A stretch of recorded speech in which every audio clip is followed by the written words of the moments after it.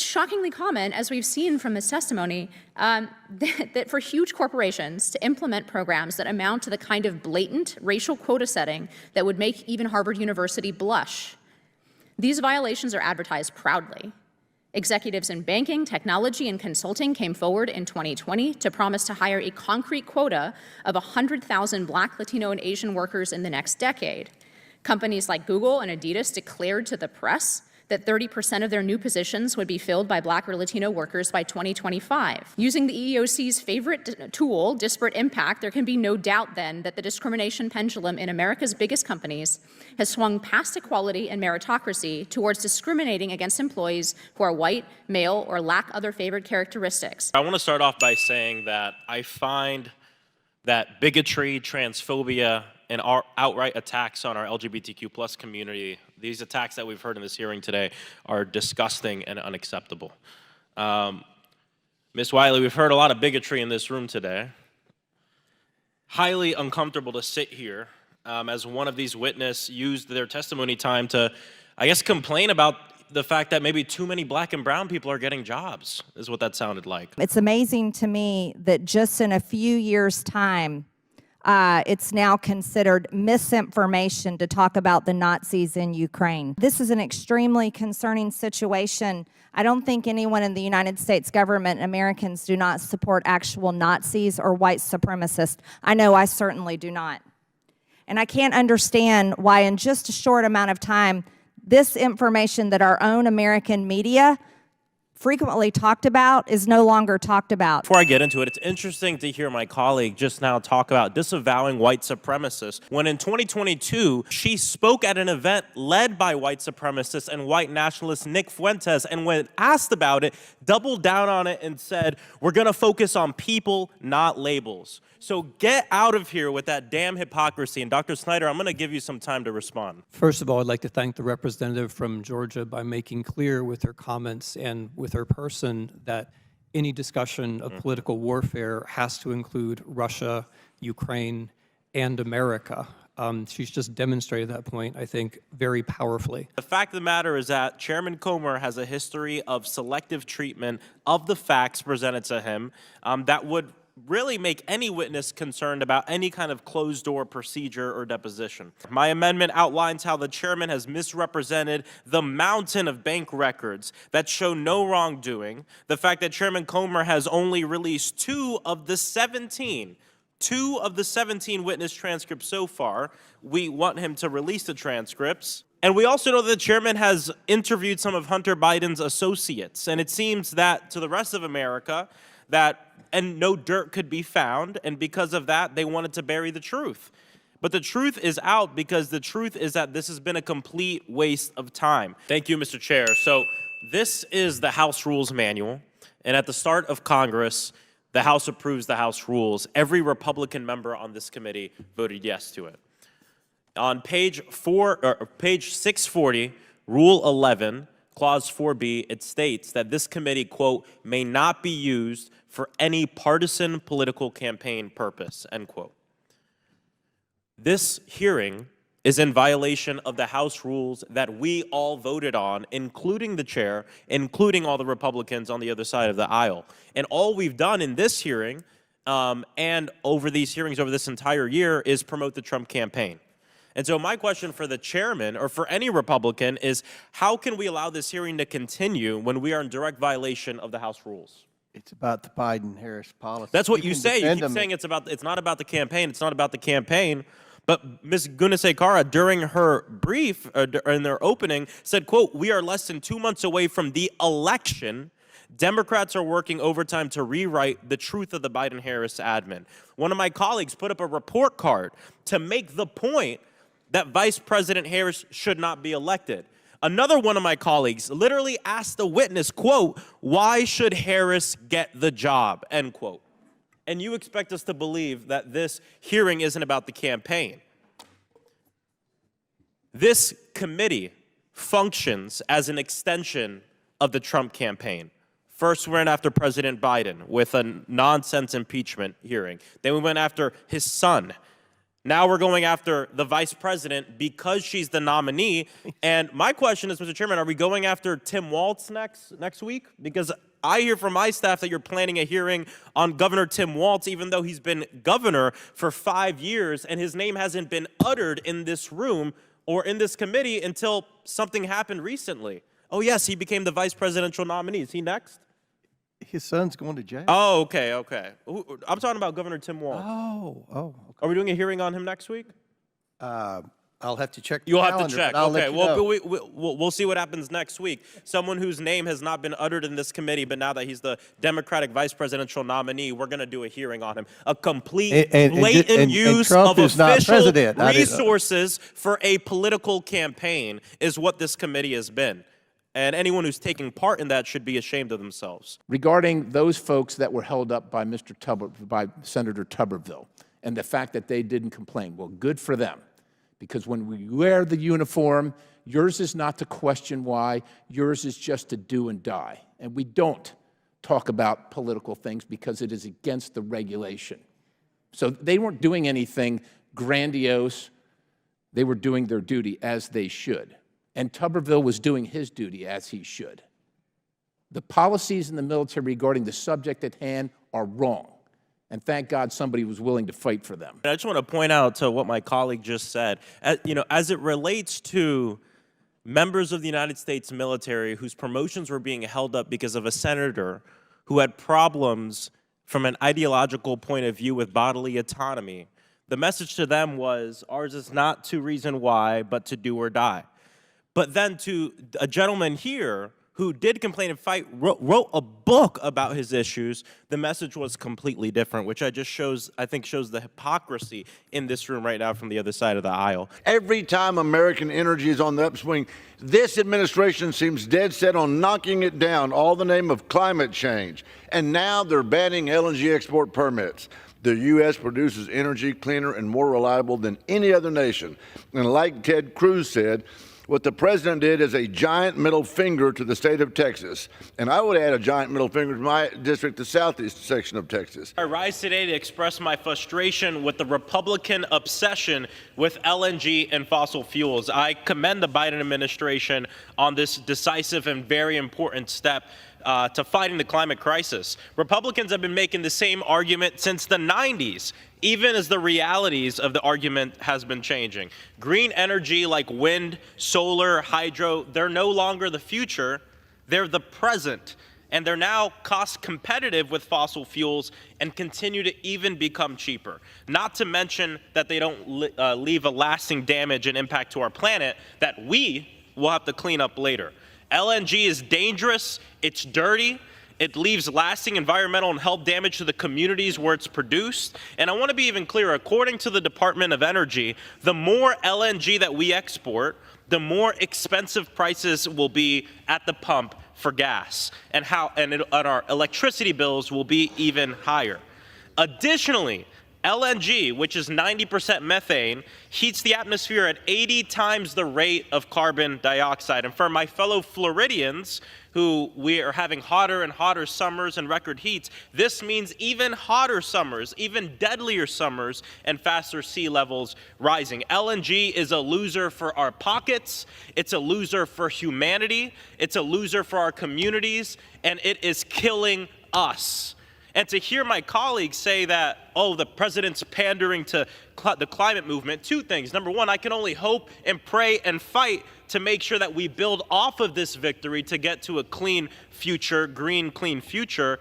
And the climate activists, advocates, and organizers are heroes for fighting to protect all of us, even your constituents. And so, look, Republicans have been fighting on behalf of their friends in big oil for longer than I've been alive. And I'm just asking you, for the sake of humanity, for God's sake, please find better friends. Thank you. I yield back. Mr. Parnas himself has made it clear that we should have no doubt that the claims of corruption are lies and conspiracy theories rooted in a Russian effort to undermine our democracy, posted to a Russian language website over a decade ago.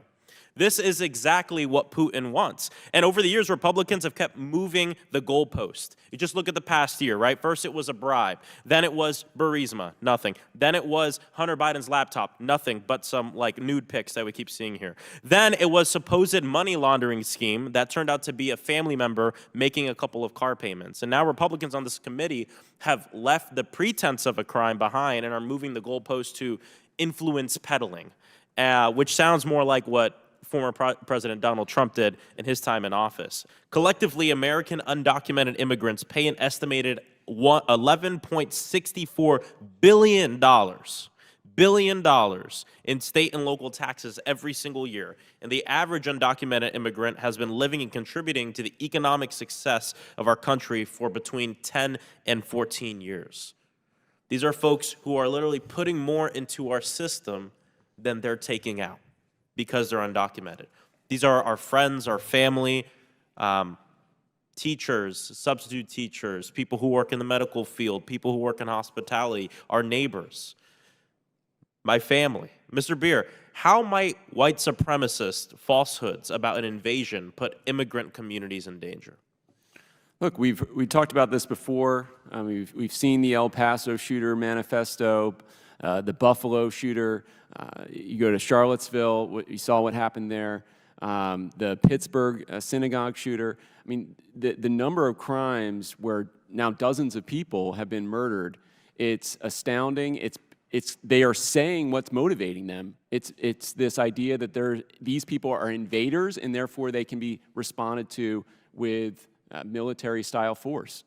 Yeah, and it just makes me wonder, because we keep hearing from colleagues on the other side, some of these witnesses, that I guess the rate doesn't matter or the data doesn't matter.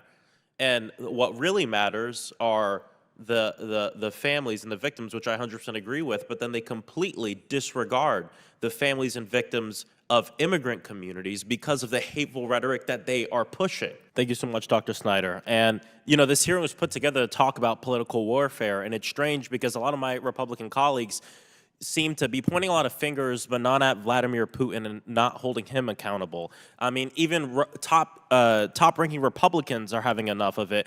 Michael McCall said, quote, "I think Russian propaganda has made its way into the United States. Unfortunately, it's infected a good chunk of my party's base," unquote. We just heard some of that right now. Republican Michael Turner, chairman of the House Intelligence Committee, quote, "We see directly coming from Russia attempts to mass communications that there are anti-Ukraine and pro-Russia messages, some of which we even hear being uttered on the House floor." Dr. Snyder, can you talk really quickly about some of the main narratives Russia uses when engaging in political warfare? I appreciate this question because if we're going to talk about political warfare, we have to take into account the ways that countries cooperate. It's entirely artificial to say, here's China, here's America. That means that we leave aside Xinjiang, at least we leave aside Tibet, Hong Kong, Taiwan, New Zealand, Australia, Europe, all the places where China practices political warfare, and we leave aside Russia and Ukraine, which is where it matters the most. Political warfare is only political warfare if it passes through us. That is the intention. We've just seen an example of it passing through a person. It's only political warfare if it passes through us.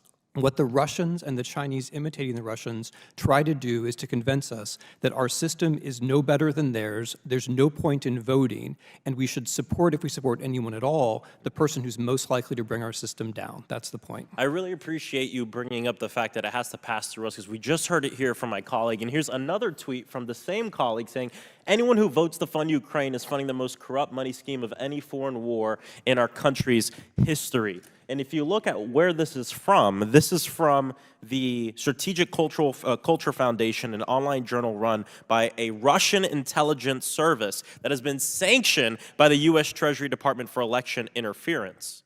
So we see it passing through us, and not just with the colleague that just spoke, but with many of my colleagues on the other side of the aisle. And what Russian propaganda won't tell you is most of the money allocated for Ukraine is actually spent in America.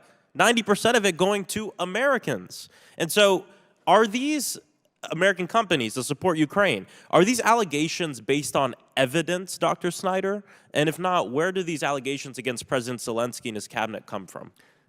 First of all, U.S. weapons are being used extremely efficiently on the Ukrainian battlefield. They're being audited in practice. Secondly, there is an American institution which does audit the way that is expended. Third of all, you're quite right. What the allocation of usually weapons that are about to be decommissioned anyway to Ukraine means is that we spend more on modern weapons inside the United States, which is why the defense industry is generally in favor of it. This trope of Ukraine being corrupt with respect to the weapons comes from a handful of Russian sources. There is no reason to think it. They're fighting for their lives. They're doing very well. Yeah, thank you so much. We've got to let that sink in. We have members of the United States Congress using Russian disinformation to discredit Ukraine and help Russia. And I yield back. Thank you. Once again, Republicans are trying to stoke fear by claiming that transgender people using the correct locker room somehow endangers cisgender women. Yet research shows that it's trans folks who are in danger. Trans folks are more likely, more than 4 times likely as cisgender people to be the victims of violent crime, including sexual assault. And groups who support victims of sexual assault agree with this.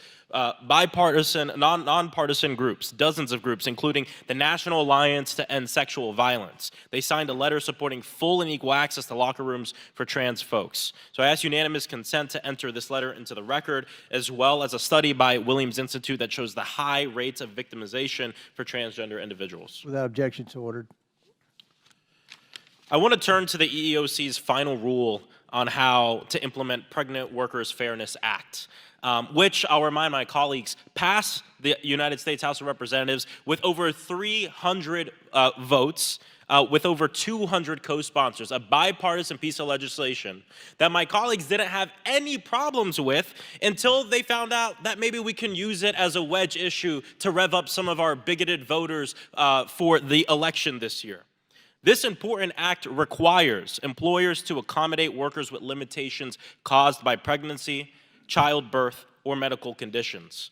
In its rule, the EEOC makes it clear that pregnancy, childbirth, and related medical conditions includes abortion care.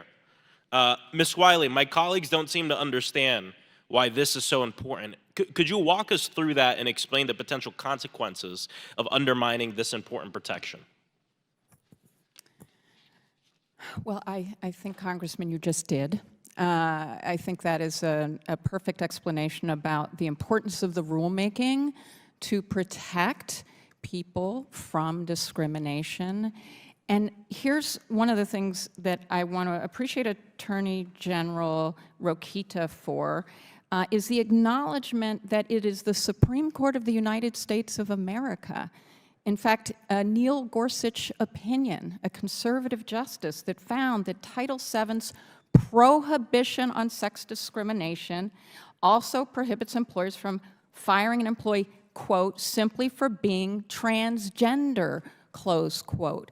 So what we are hearing from the EEOC is it is taking to heart the directive from the Supreme Court that the plain language of Title VII and its prohibition against sex discrimination covers people who are transgender.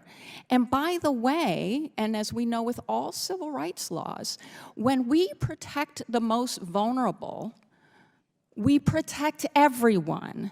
The reason it is so critically important is because those protections extend to everyone.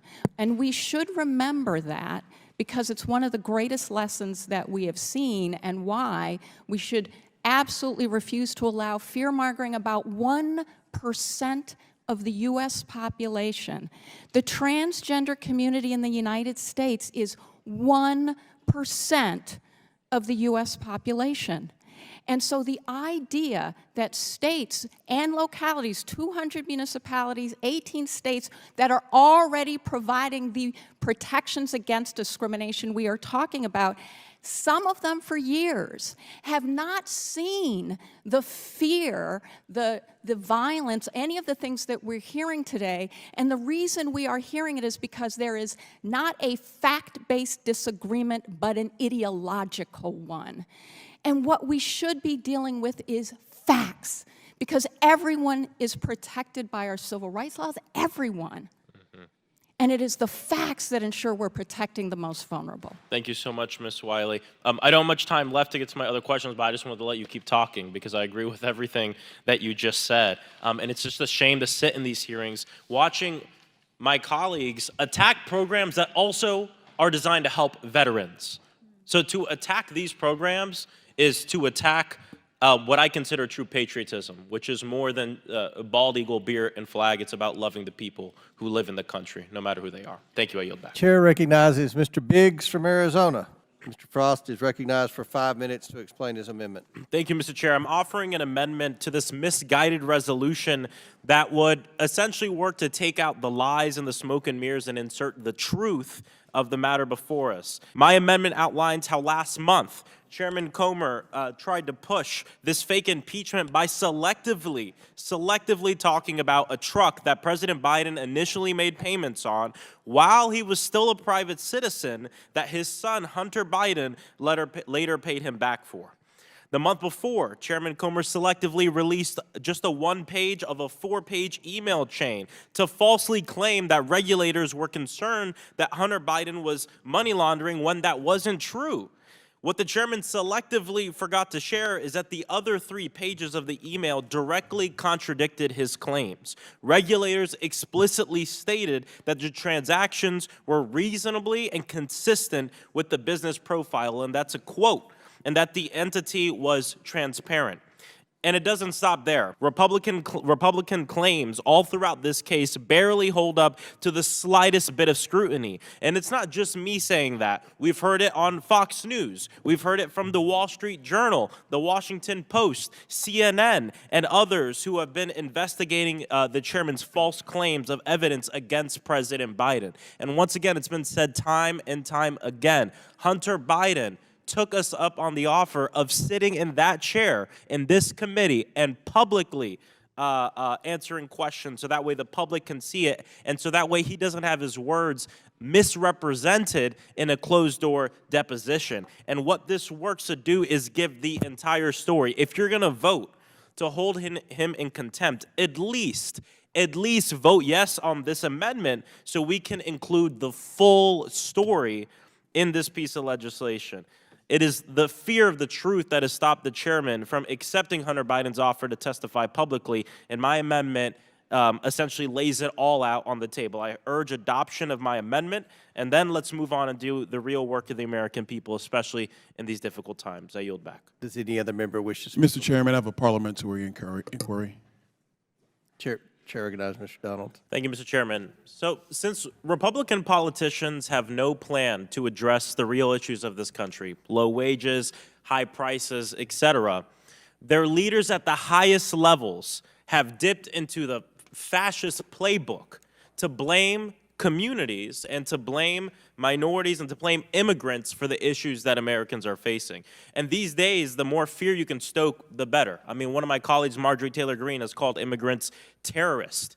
And many on the right take their cues from their top leader, former President Donald Trump. From 2015 to just this past Monday night in Iowa, he has used fear and racism to spread false narratives. He said that immigrants are, quote, poisoning the blood of our country, end quote, echoing the same language used by Hitler to describe Jewish people.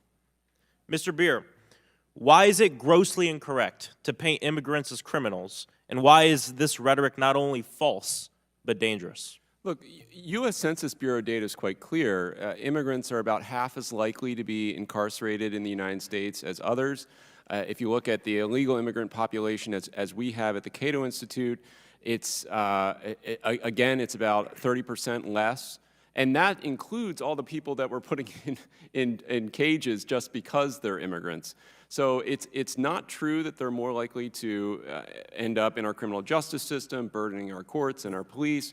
And also, if you look at area studies that look at what happens to crime rates when an infusion of immigrants comes in, we've seen during the 1990s, especially when you had this huge wave, far exceeding anything that's happened recently, of immigrants come into major cities, there was this rebirth in the economy in those areas. They started businesses, they rejuvenated the communities.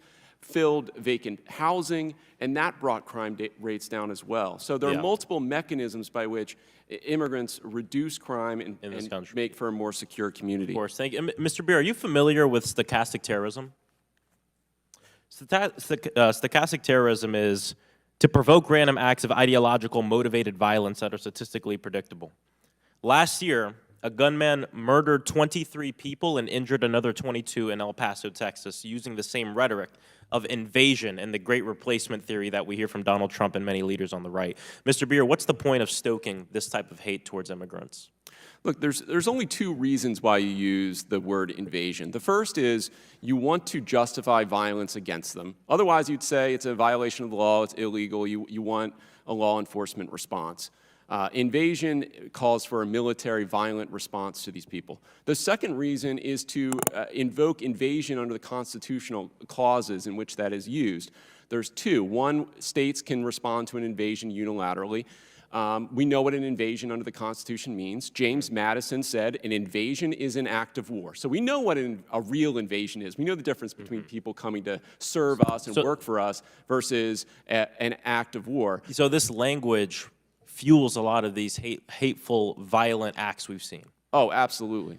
So I just hosted a roundtable in my district because my constituents are terrified about the talk that's going on up here. An amazing community leader and pastor, Father Jose, brought up a really good point that migrants don't just want to come here. We told them to come here.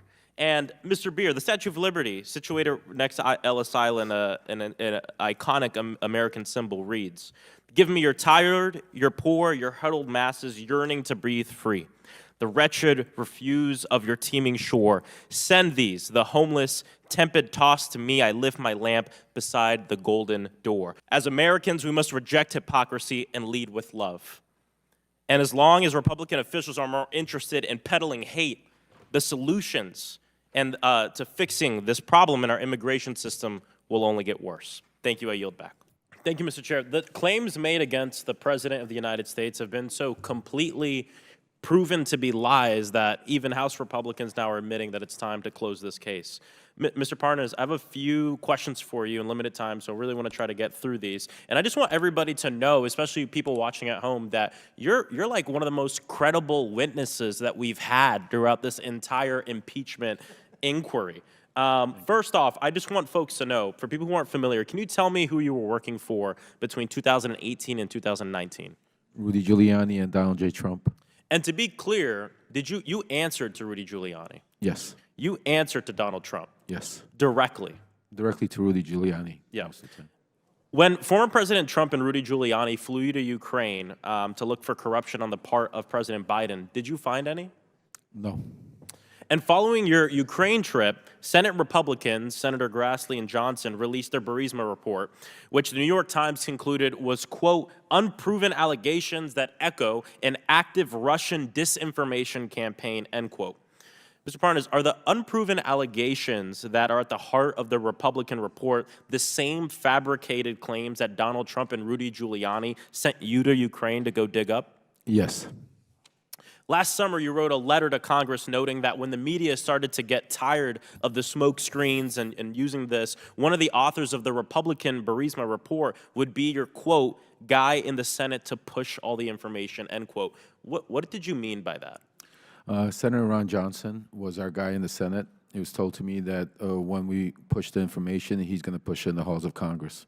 So when the media was getting skeptical about pushing disinformation after they've proven it wrong time and time again, the plan was to have a U.S. Senator, Ron Johnson, to push that disinformation even further. Correct, because we had Congressman Nunes already doing it, so Senator Ron Johnson jumped on board.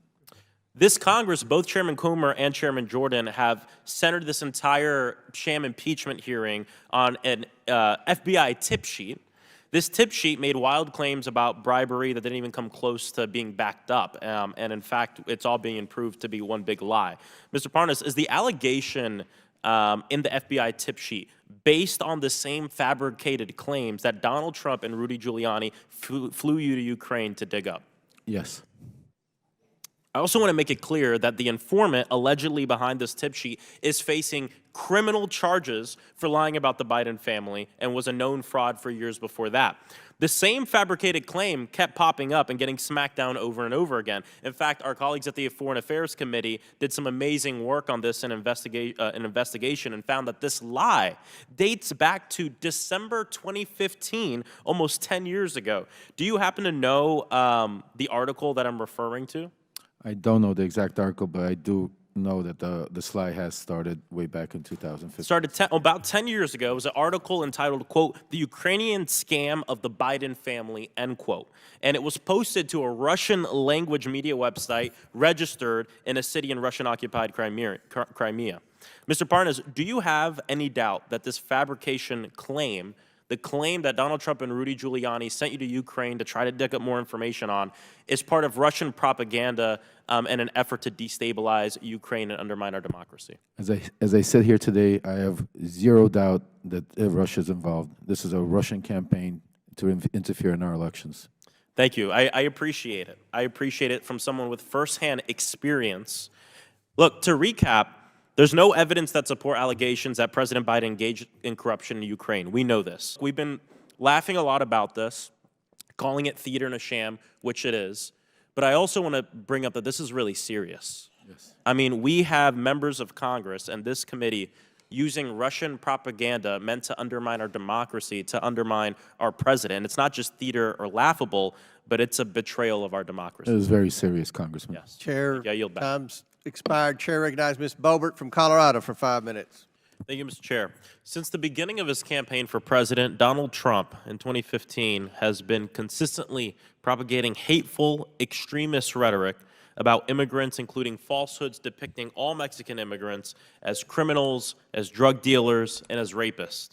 At campaign events just last month, Trump claimed that immigrants are poisoning the blood of this country.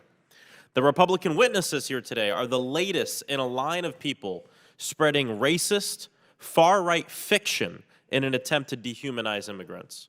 Mr. Beer, I want to get back to some truth in this conversation. Is someone more likely to commit a crime if they are born in the United States or if they are foreign-born? If they are born in the United States.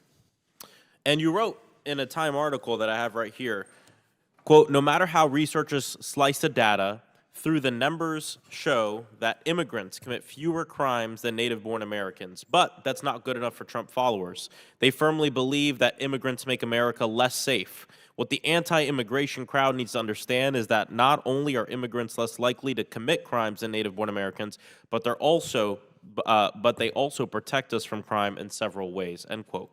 And you're 100% right in that. Several studies show that immigrants are 46% less likely to commit a crime, and that in communities that have had an influx of undocumented immigrants, crime actually goes down. What about the friends and families of victims who have been murdered in schools across this country because my colleagues refuse to do anything to end gun violence? Does that matter? I guess not.